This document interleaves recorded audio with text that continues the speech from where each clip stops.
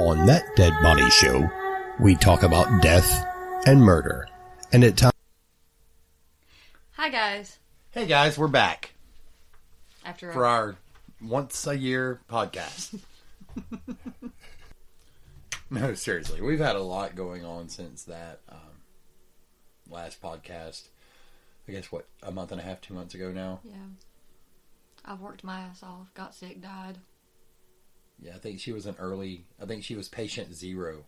Probably was. Yeah. She had an unspecified viral infection along with our son about 3 weeks ago. Or was it 4 weeks ago? It was February 8th. Okay, so and then she made me sick. And then the computer broke. When we ordered another microphone.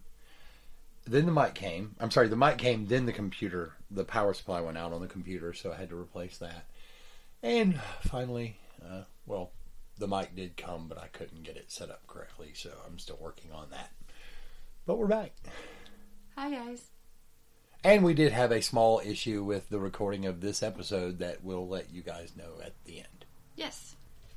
Okay, so as some of y'all, if you follow us in the group or our page, and those of you who follow us personally know, we are going to be at the True Crime Podcast Festival in July. In Kansas City, Missouri. Yes. The dates are July 11th and 12th, and tickets are still on sale unless it is called off for some type of social distancing. Right. Which is possible. Maybe not. I don't know. Who knows? Actually, I haven't been on Facebook in I've posted things, but I haven't been on Facebook in 2 days. I'm practicing social media distancing. It's probably a good thing. Yeah. I can't deal with too much of it myself these days. Anyway, guys, so make sure if you want to go, you go ahead and try to get tickets, because apparently, from what I understand, each few weeks the price goes up a little bit. Like ours were $85. I'm sure there's some type of step. And I'm talking about a guarantee. If it's called off, you get your money back. I would hope so. Right. I mean, I didn't ask about it. But then we're gonna show up. We're gonna do our own fucking podcast festival, bitches. I got tickets.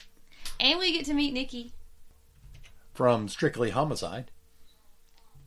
Okay, guys, so this week we're going to be talking about Todd Kohlhepp. And if you don't remember who he was the serial killer. Well, technically, yes, the serial killer. Yes, I don't think so, but whatever. Right, nor do I. Who kept a woman locked in a shipping container. She was rescued. We all saw the body cam footage of the police officers. Who the sheriff said she was chained like a dog. Chained like a dog. So with that being said, let's cue these creepy kids. Yeah, I miss the creepy kids. Feel around the roses, pocket full of posies, ashes, ashes, we are dead. Okay, guys, so on November 3rd, 2016, Kayla Brown, who's 30 years old at the time, has been missing for about 2 months. Right. And phone records have led them to a property in South Carolina, and, they're searching. They don't even think they're going to find her alive. And while they're there, talking, being loud, searching, hey guys, you got anything over there? They hear knocking on this shipping container. And they find her chained to a wall. They cut it open. Yeah. The locks didn't keep them out as long as, I guess, he had hoped they would. Right. So, That's funny because Todd Kohlhepp left several Amazon reviews about lots of things that were obviously used in some of his crimes. Yeah, right. Didn't he say that the locks that he actually used on his shipping containers... He's like, I have 6 of them on a shipping container. Was that like that? 6? 5 or 6. And won't keep them out forever, but it'll keep them out long enough to where they don't care anymore. Something along those lines. I'll look it up in a few moments if you want me to. Anyway, so they get in there and they find her at the back of the shipping container behind like a whole bunch of stuff. There's something really hinky about that video. I may post that on our YouTube or our Facebook page later on. Right. When they come in, I mean, it's almost like they came in and they rescued her and they were like, hold on, let's redo this. It really is. No, yeah. And I think... And they come in and they're like, where's your boyfriend? Or where's your boyfriend? And she's like, Charlie? She's like, yeah. And then she's like, he shot him. And they're like, what? Who shot him? And she's like, Todd Kohlhepp shot Charlie Carver in the chest three times and wrapped him up in a blue top. And never looking up. It just sounds so rote. I mean, it's like not only that, but it's the way she's sitting. To me, she's sitting, and I know they're trying to cut her loose, but like it's the way she's sitting is. I mean, and it's not even like she said he shot my boyfriend. But no, she didn't know emotion at all. It just seemed really, really. It seemed contrived. like it seemed to me, in all honesty, that. They opened that shipping container and she was expecting him, and then she had to be like, "Oh shit! Yeah, it's the let police. me come up with something. I gotta tell them what happened. I gotta make this real." I mean, it was, and I mean, I get it. Everybody processes things different, so I'm sure somebody's gonna at me and be like, "She was in shock." I can play the audio if you'd like. Yeah, please do. Do you know where your buddy is? Charlie? Yes. He shot him. He shot him? Who did? Todd Kohlhepp shot Charlie Carver 3 times in the chest, wrapped him in a blue tarp, put him in the bucket of the tractor, locked me down here, and I never seen him again. Okay.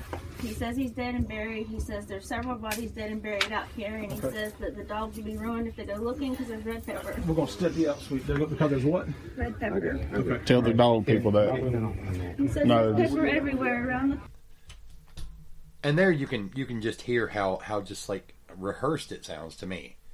I will say that there's right before this in the video, which I'll post the video in its entirety later. A guy named Joey from the sheriff's department leaves a bottle in the crime scene. They open the crate. He walks in the door and drops a water bottle on a chair. Like, none of them were wearing gloves. They rushed up in there too, like 8 of them. I mean, I can see them being like, "Oh my God, we came here to find a body and we hear somebody knocking." But, you know, if she's knocking, goddammit, she's alive. So, hold up, bitch, we coming.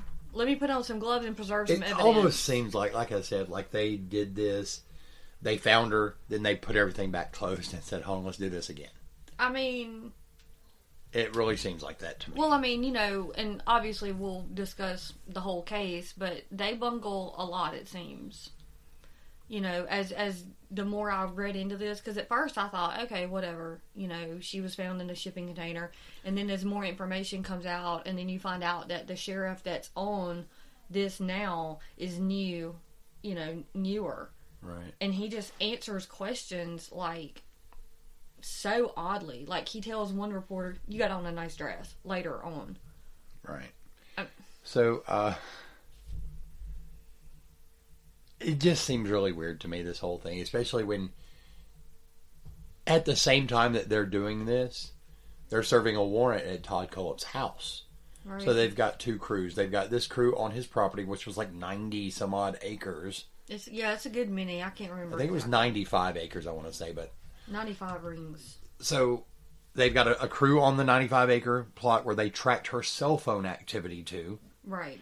And they've got like 4 or 5 detectives questioning him. So they find her. And then they call him. And they call the other detectives who are questioning Todd. And they're like, okay, all right, yeah.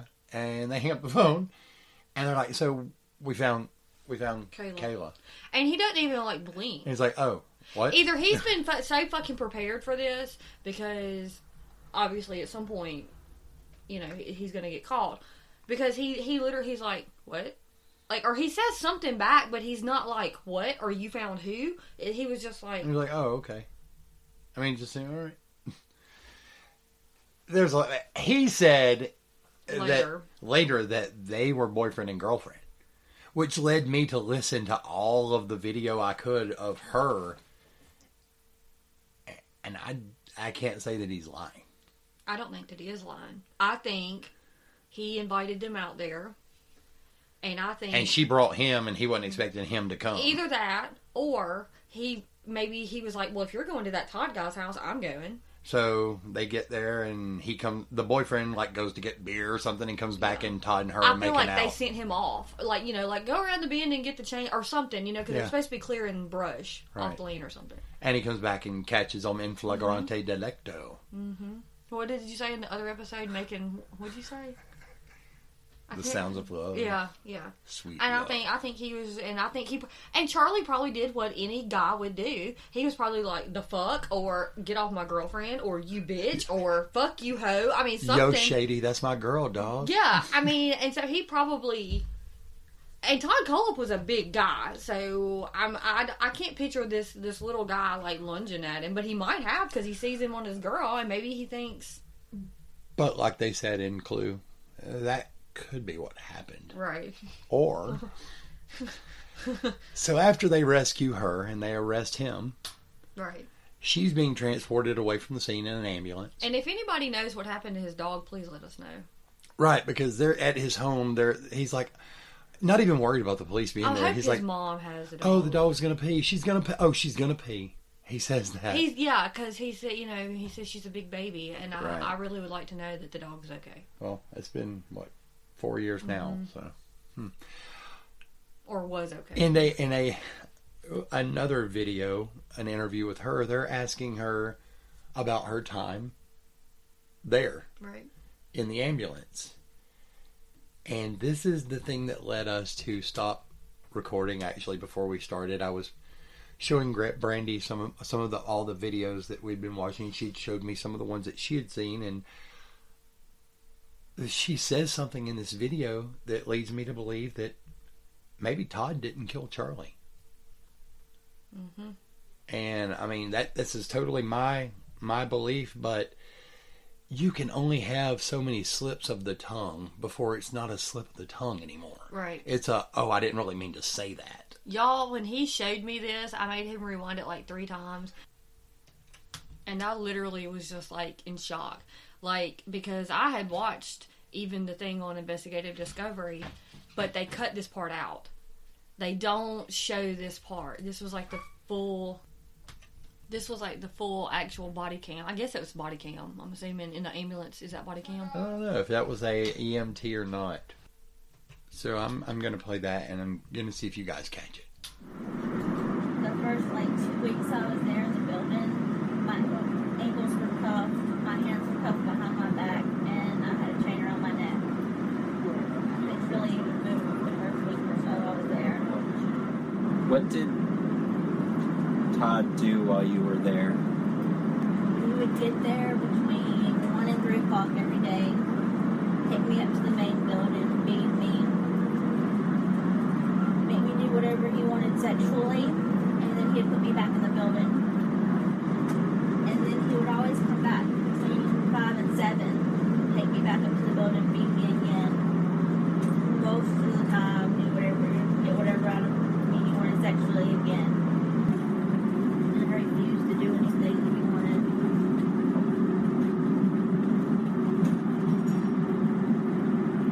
If I said no, he didn't force himself on me because he said he didn't believe in rape, but he made it very well known why I was there, and if I wasn't useful, that I wouldn't need to be kept any longer, and that he would shoot me.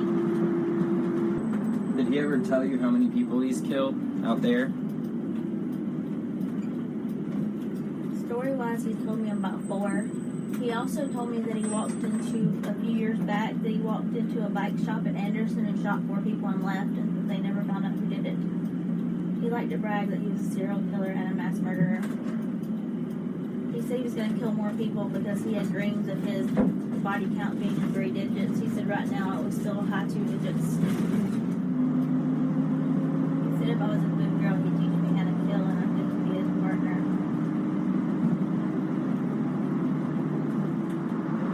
He said he used to kill people for the government. He said he was a military contractor, and that when he got home, he just couldn't keep from being mad at everybody. He said he liked killing drug dealers and stuff, but that for some reason he just wanted me, and that Charlie was just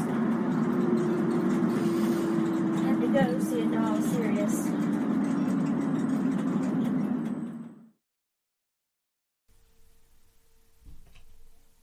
So did you guys catch it?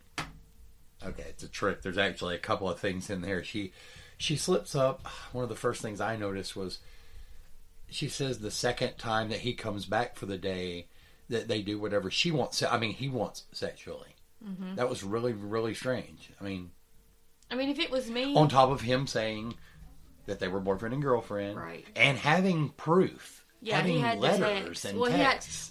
The letters nobody ever Right. really sees because he ends up later pleading guilty, and the police had that in evidence. But in the, I believe it was the ID documentary, The 3-part thing? yeah. That was like 2 hours apiece. Right. They actually showed the Facebook messages from him and her where she's like, I'm available, and he meaning Charlie is going out of town or leaving or something, and she's like, so I'm available to come over or something, like. Right. So there's some credence to that, but the next thing she talks about is him having high digit Body count. which he said he told the FBI and the sheriff and he also tells, if any of you have not already watched I should get money for this shit, I swear, the investigative discovery one, what is it, Killer Unchained or Serial Killer Unchained? Yeah, Killer Unchained. Whatever. Anyway, he's got his Devil Unchained. Devil Unchained, yeah. He tells her they've got only 10% of the story. There's, And a woman goes to question the new sheriff about it. That's where the dress ties in, because he just steamrolls her. He's like, she says, he told you about extra body or other bodies and out he goes, there. that sure is a nice dress you've got on. Next question. Or Yeah, just he moves on. just walks away from her. Yeah, he just glosses over, yeah. I mean, it's insane. Like, he does not want to... They do not want to discuss the fact that this man could have possibly killed more, because I think that they know he did. Right. I don't think that there was a law. I'm not saying he's, like, got 200 and 300 kills necessarily. But, like, I think that there were more, and I think that they know it, and they're fucking embarrassed, is what I think. Well, I mean, we watched Joey drop a water bottle right inside the crime scene. So. Not Paige. She also includes in that body count the Superbike murders, which at this point happened in 2003. So you're talking... A 13-year law. 13-year law in them not knowing who killed these people. But that was supposedly a spree killing, or whatever. That to me is not a serial killing. He walked in, and in later interviews when he tells Here's what police, he told them happened. He said that they made fun of him. They made fun of him. And he went back and he shot them all. I think his mom was there, at least for one of those encounters, because she seems like an overbearing cunt. That, I mean, really, she's so in denial. I didn't raise a monster, blah, blah, blah. No, you did, bitch. You did. You did, and when he didn't get his fucking way, you sent him to his dad. Yeah. When he got too much at your house. Remember, because she tells him he destroys the furniture. She bought new furniture to keep him there, and he destroyed it with a hatchet. So he bought a bike from the Superbike people he couldn't ride. They were really crappy about it and would not refund his money. They shouldn't have sold him a bike. Well, they asked him. The stepdad of Scott Ponder that owned the Superbike place, says that he believes his stepson and his wife, because she was the office manager, were ultimately killed because when when Todd came in, they said, haha, are you here to buy another bike just to get stolen? So that leads me to believe he had bought a bike from them, and it had got stolen, and they mocked him. Obviously, duh. But, like, you know what I'm saying? Like, so he was in the paper. They might have stolen it. Well, I mean, he had them. I mean, he was a successful realtor, so he probably bought it outright. Which is very strange, because he was a sex offender. Right. I don't understand how he got his license. Right. Well, there was a lot of missteps in this whole... I mean, from the get-go, as Granny would say. But the last big thing in that audio is near the end there. She talks about Todd having been a paramilitary contractor, a killer for the government. And if she showed promise, or if she was a good girl, that he would let her stay. He would take her under his wing, like as a protege or a partner. But she had to prove she was serious. Right, that's what she says. But Charlie had to go to prove I was serious. So if you're trying to become a contract killer and you have to prove you're serious, that would mean that you kill somebody. So that's the part that Brandy listened to over and over, and she spoiled my story by giving it away before the end. But yes, she says, but he only wanted me, so Charlie had to go to prove I was serious. So if Brandy and I are hanging out with Todd, and Brandy wants to become his protege, and I have to go to prove Brandy's serious, that means Brandy has to kill me. The only other way I can take that is if he told her Charlie's got to go, lure him here, and I'm gonna kill him. Either way, she knew Charlie was going. Right. I don't feel like it was that on top of the tongue slips about the sexual gratification and she was his booty loving call. Time or whatever. He got her pads and pens and books and shit. Like, she had supplies up in that shit. Like, he was taking care of her. Yeah, I mean, she was chained to a wall, but there are some we don't people even with know kinks. that she was. We don't even know that she could have done that shit as soon as she heard them coming in. Right. She could have. I mean, hello. Yeah, she was Schrodinger's prisoner.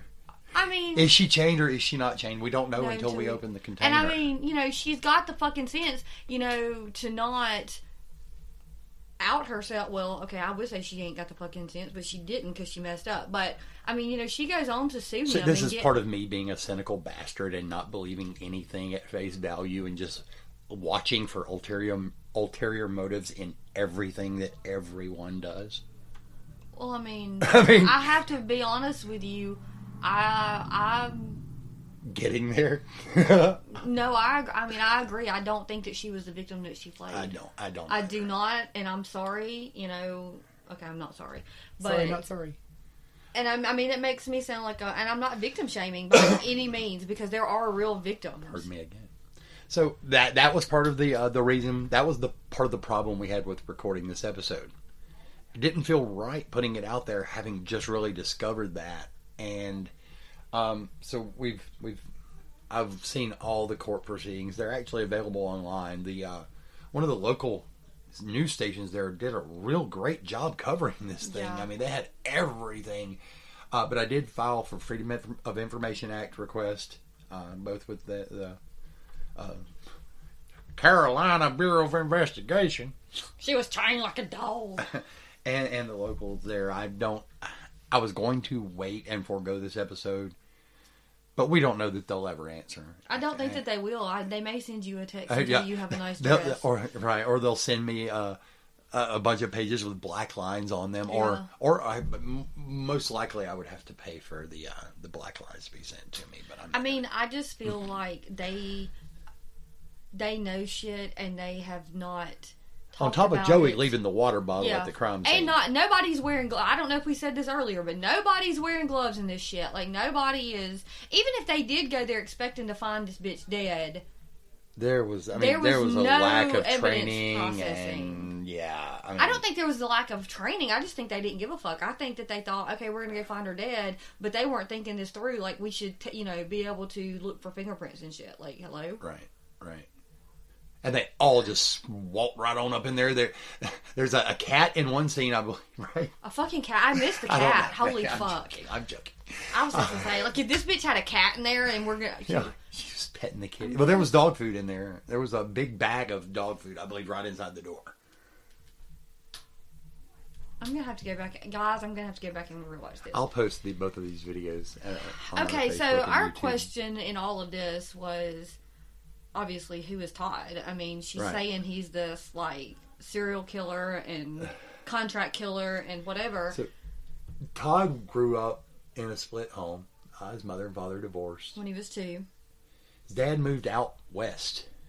I want to say it was Arizona. Right. Or Utah. One of those places. Okay, somewhere out west. It was Arizona. And he got sick of hanging with his mom and decided he wanted to go live with his birth father. That's where he fucked up. And she said, but Todd, I just bought you all this new furniture. So Todd took a hammer to the furniture. Yeah. Todd said, I'll be going now. But see, right. I love that movie. Okay, but see, so before all of that, he was, I I can only imagine these, me being a preschool teacher all those years, I can only imagine the reports that were going home to this mom, because his psychological report came back, and said that in fucking nursery school, he was aggressive and destructive to other kids' property. So you're talking in preschool, that's up to 5 years old. How fucking destructive do you have to be and aggressive to other kids for that to be in your psychological workup as a teenager when you get arrested later? Well, I mean, maybe she's just... where did they get that information? No, that I'm not sure. Did they get it from the mom when they said, "Well, has he ever had any?" No, I think they got. I think they got it from the dad. I think, and that's. I think, guys, that's not. But that's kind of like secondhand, thirdhand information, anyway. Well, they interview his dad in the documentary that I was talking about earlier, and he tells them that he was very destructive. So, when he moves out with his dad, he kind of chills there. His dad says that he was there or had someone there with him all the time. Obviously, at some point, he didn't. And Todd... There's something hinky about this story as well to me. Supposedly, he lures this girl out of her home. And says this guy that she likes is out there. And pulls a gun on her and forces her to his house. Which apparently was only a couple of doors down or something. It was within walking distance. Or, another part of the story, another version of the story, says that he got her to come to his house, duct taped her and raped her, sexually molested her in some sort, and actually she made fun of where he was putting it and told him he was so stupid he didn't know what he was doing. Which, okay, can we just say, that pissed me off. I'm just going to say, you're tied up and bound. That's what I was about. Bitch, why? That's you. You're the smart ass bitch who's going to be like, you're a dumbass, you don't even know what you're doing. Well, okay, so she was a kid. Right, true. So true. Maybe, giving her, but you're right, that'd be me. I'd be like, motherfucker, are you dumb? And then walks her home and pulls a gun on her and says, hey, if you tell anybody, I'll come back and kill you or your family or everybody and the dogs. So the guns has been brought out in and there's another version where he pulls it out at the house and forces her to, and so there's the guns. This is an active gun. But see, here's the problem: the gun in the story is what makes it the kidnap. That's what makes it that's what gets him to 15 years because he armed. What was it? But armed. I think that the gun also has to do with the fact that he says. The reason he was arrested is because his dad was a gun seller and her family was a member of the PTA or the school board or something of that sort. For the love of Jesus. So, of course, there had to be a gun in the story for it to trace back to the dad. Bad parenting forced him into a bad child. So, I'm not sure about that story, but he did get 15 years for that. And he was and he was supposed to register as a sex offender, which leads me... Which would preclude you from being able to sell real estate. I would think. Yes, it does. I'm not sure why, really, but, I guess having access to all those properties or something, or... Well, I would think if you... Okay, this is just me personally. I would think if you're a registered sex offender, either that or you would be limited on what you could sell, because what if you're selling a house to these people and they have kids there... Or what if you're selling a house that's right across the street from a school? Like, you couldn't take that listing and that would lose you money. Yeah. Guys, can you hear our kid in quarantine playing Fortnite? Right. Well, I don't know that he's playing Fortnite, but... Whatever. He's gaming. Anyway, so he serves his 15 years, and while he is in prison... it's talked about how he becomes a real estate. He starts his journey towards becoming a real estate. I almost said he kidnaps. He graduates while he's in prison because he's 15 fucking right. He graduates years high old. school. Yeah, right. But his mom actually gave him the idea to become a real estate agent. Hey, I know you rape and kidnap people, but be a real estate agent where you can lure people to a house. No, it's like, hey, Todd, have you ever thought of, you're really good at selling people stuff. Look, you got that girl to come to the house.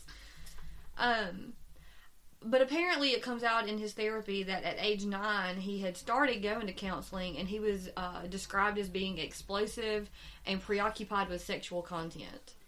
He also displayed cruelty to animals. He bleached a goldfish.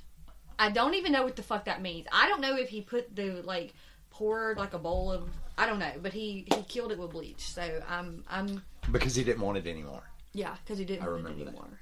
Yeah. So he clearly had, He had you some. know, it was he had a lot of anger issues, and it didn't calm down. I feel like it just didn't calm down for him ever. The anger. Oh, are we doing the Amazon reviews? Yeah, so a lot of these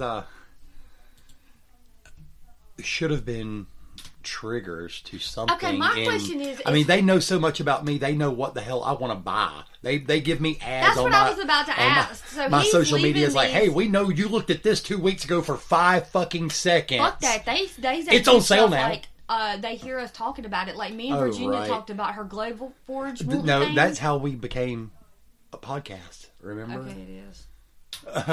It showed up in saying. my Google feed, and I was like, I But think my I could do this. question is, But, I he mean- left these reviews, and he was a real like this. Okay, Wasn't like he so just I know made you it up. guys have seen the little short shovels like Boy Scouts used and old Army people, I guess. I was don't about know. A trenching shovel. It's a Yeah. trenching tool. It's a folding shovel. Here's his review. 5 stars. Keeping car for when you have to hide the body. Why wouldn't And this then flag? and then it says keeping car for when you have to hide the bodies and you left the full size shovel at home. ... Does not come with a midget, which would have been nice. Those things are shit to use. Really, they're so. Midgets or No, trenching? not trenching tools. Midgets are real easy to use. I mean, they're like pocket size. I'm joking. I was confused, guys. He I'm sorry. has a review for a 50 million volt stun gun. Is that real? It's What done the with fuck are steps you- and capacitors and whatnot.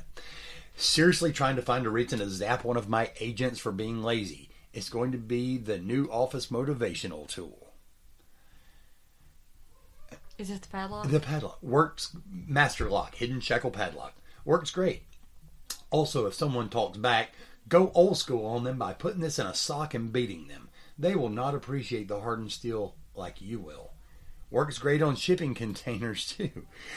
I mean, master padlock, 5 stars. Solid locks, have 5 on a shipping container. Won't stop them, but sure will slow them down until they're too old to care.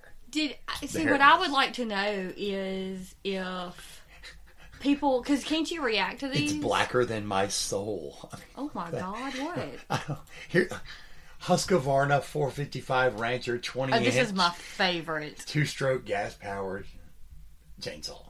Works excellent. Getting the neighbor to stand still while you chase him with it is hard enough without having an easy to use chainsaw. That one's not so bad. That one's funny. That's almost in a humorous vein. I actually pictured Leatherface. I mean, like, yeah, right. A knife, something like I haven't got to stab somebody yet. But when I do, it will be with a quality tool like this one.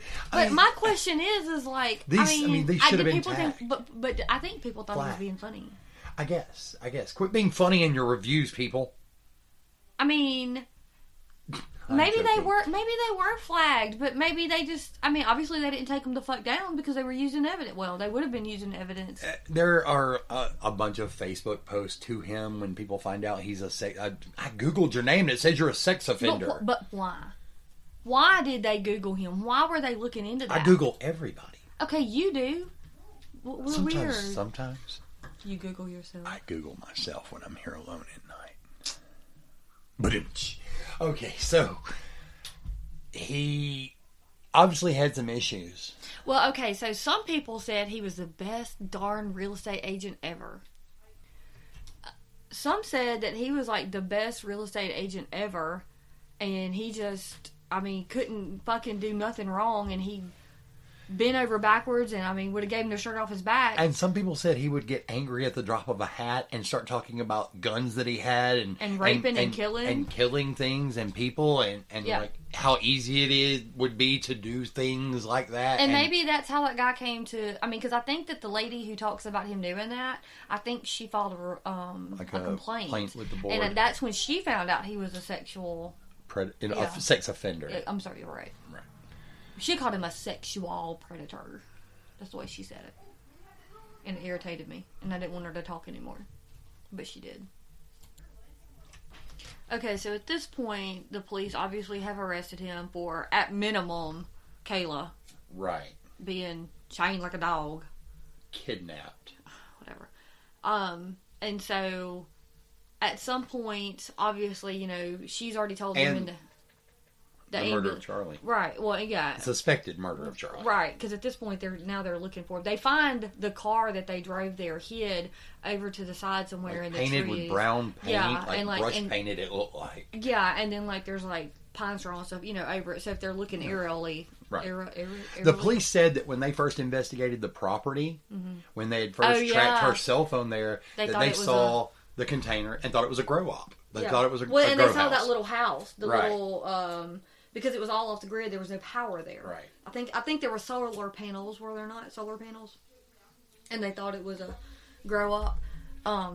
But so at this point, he's being interviewed, and she's told them in the ambulance that he killed the Superbike people and two Which of the people. was one of the largest right murders in the Right. history of that area, right? From Right. what I understand. for what I The biggest understand, too. unsolved case they had, I believe. Right, and to boot on that one, and to boot on that case, all those years that it had been unsolved, Todd was in the list of customers, number one, and had never been investigated, which... Another failure by local police. Because here's the thing, if they'd even done a fucking background check on him, they would have seen that he was a registered sex offender, and as we all know from Law and Order, that immediately gets you fucking questioned. Right? I guess. Well, I mean, yeah. On every Law and Order, they're like, Cragen always comes in and goes, check the area for sex offenders, go track them down. I mean, that's just... Right. But, so he should have been questioned. He was a felon. Right, true.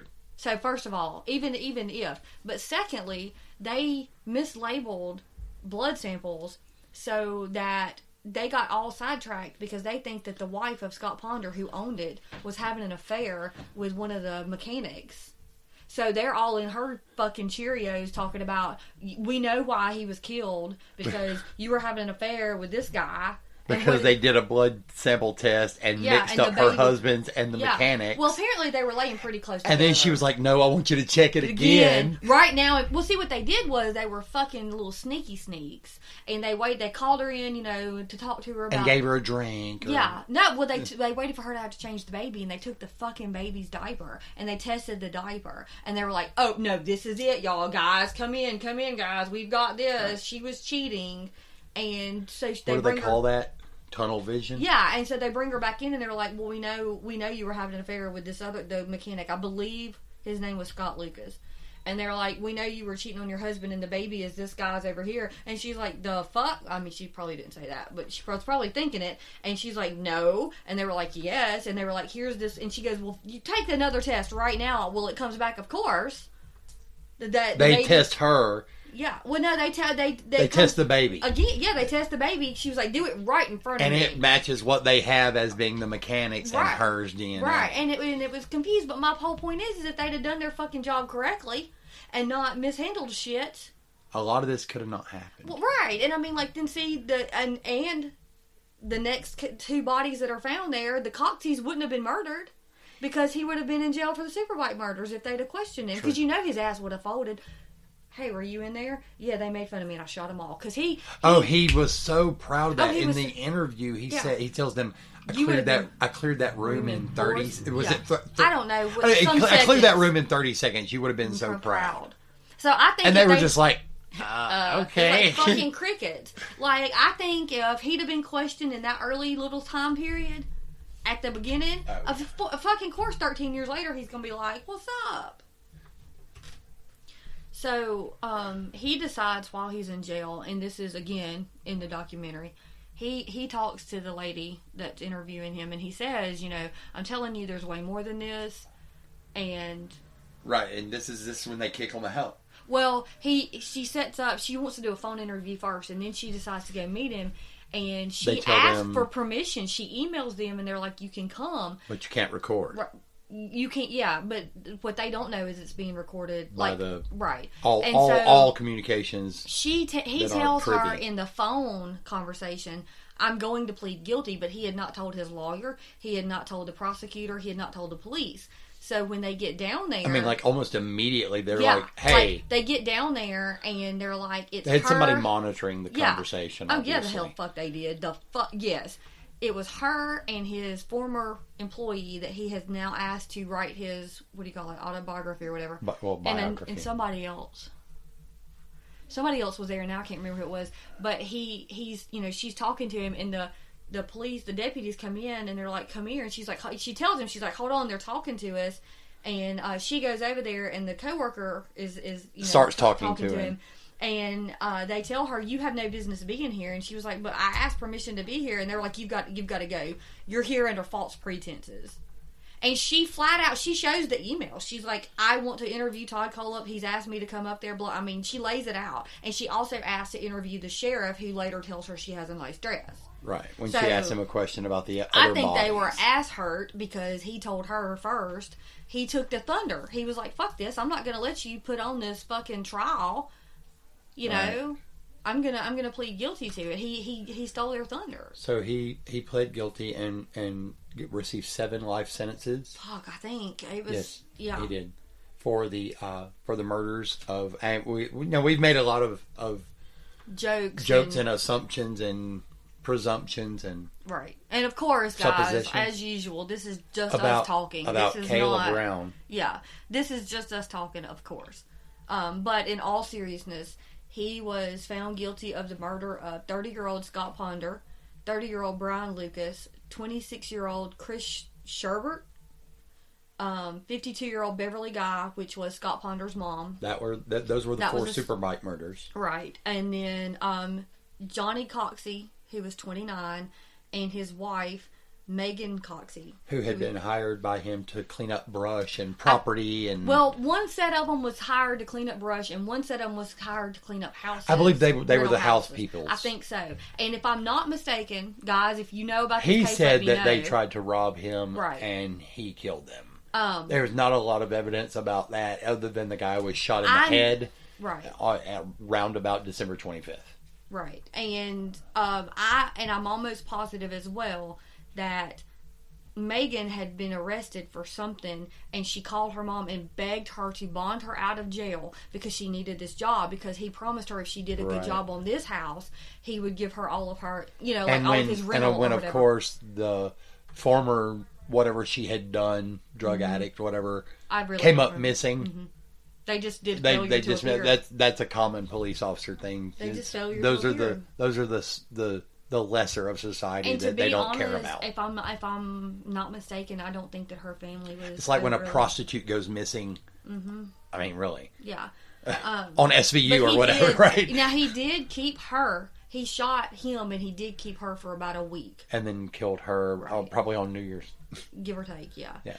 And then poor Charlie, which actually he or she updates were made to Charlie's Facebook after they had been missing. Like we're happy. We're Leave happy. us alone. We got married. Fuck off. Pretty much. I think. I mean, and somebody's like, "Dude, where are you?" or something, and he's like, "We're good." I mean, these are not direct quotes, guys, but like, and if I'm also not mistaken, I think it was later proved that it came from there. That's part of the thing that got him caught was the phone. Because he said they were here and they left before lunch or right at lunch or something. You can't fucking be lying with phones now. Oh yeah. And I mean, and that was 2 years ago. Think about it now. That was 2010. Oh, I'm sorry. That was 4 years ago. Yeah. I'm sorry. I mean, I was just watching a case the other day where they were able to prove, because I did not know that your phone, unless you tell it otherwise, downloads every fucking where you've been on Google. And I can't even remember what case it was. And so this guy was like, I did not do this. And at first he tried to lie and say he was doing something else. It turns out he was like cheating on his wife or something. But he was like, I swear to God, I did not kill so-and-so. It's like, your phone auto checked in here. Yeah, and he was like, and then finally he was like, take my phone. And I don't even remember now who found it. Like I said, I was half listening, but I didn't know that until the other day.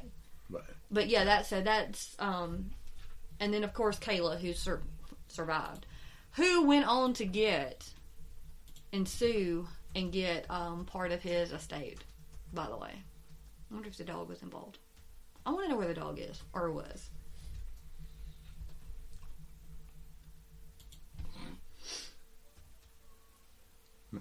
I don't know if they'll send me that information, but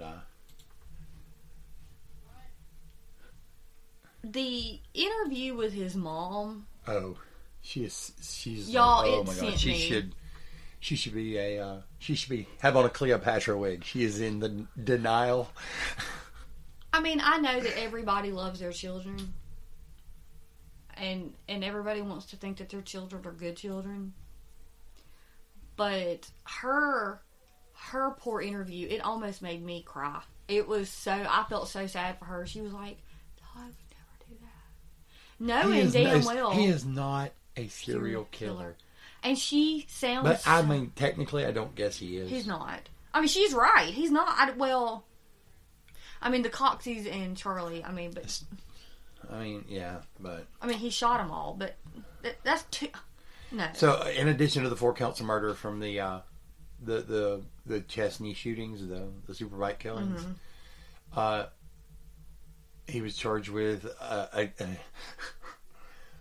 count of kidnapping and 3 counts of possession of a weapon during the commission of a violent crime, which is a... Shouldn't that get him also extra years because he's a felon and he shouldn't have a gun? But that's an add-on. I'm just saying. I'm just That's so dumb. That's something that they were like, we probably won't get this, so let's just add it. And then they got it. Well, of course, it's South Carolina, so they probably did get it. I mean, they knew they would get that. It's just like... I just think it was, I hate to say overkill, but, like, he's not going anywhere, guys. So, yeah, on May 26, 2017, he pled guilty to 7 counts of murder, 2 counts of kidnapping, and 1 count of criminal sexual assault. Got 7 consecutive life sentences without the possibility of parole. In a plea bargain. that spared him the death penalty. And I mean, he even says, y'all, in the interview with I need to find the lady's name. I'll post it because I feel bad calling her the lady. But he tells her, he says, look, she says something to the effect of, what are you trying to get out of this? And he goes, look, nothing I do or say now is going to make me look good. He said, but they're only telling you he says this. His lawyer said at the end of it that there were no other bodies. I call bullshit. But Todd later said that there were at least 2 other bodies, but they say that he hasn't given them information. He says they don't want the information. I don't think that they do want the information, and if they try... It might mean they have to actually fucking work, and somebody would see them work, and oh, good God. Joey, dude, leave your water bottle in the car. Guys, get some gloves. Right? I mean, of course, there's a shortage of gloves right now. Right? The whole shebang... I don't know. I would love to know at some point. I would hope he does, if he really does have a higher body count, I would hope that at some point he would, for real, go ahead and say it. Not just kind of... I doubt it too, but... Well, guys, sorry we've droned on so long and drugged this episode out, but we've missed you, and I hope you've missed us. And this case just begs you to drone it out, because there's still stuff to cover. If I ever get any information from them, from they're going my to tell request, you have on a nice dress. I'm sure. Stay tuned from a promo from our friends at Sooner State True Crime. Bye, guys. Bye.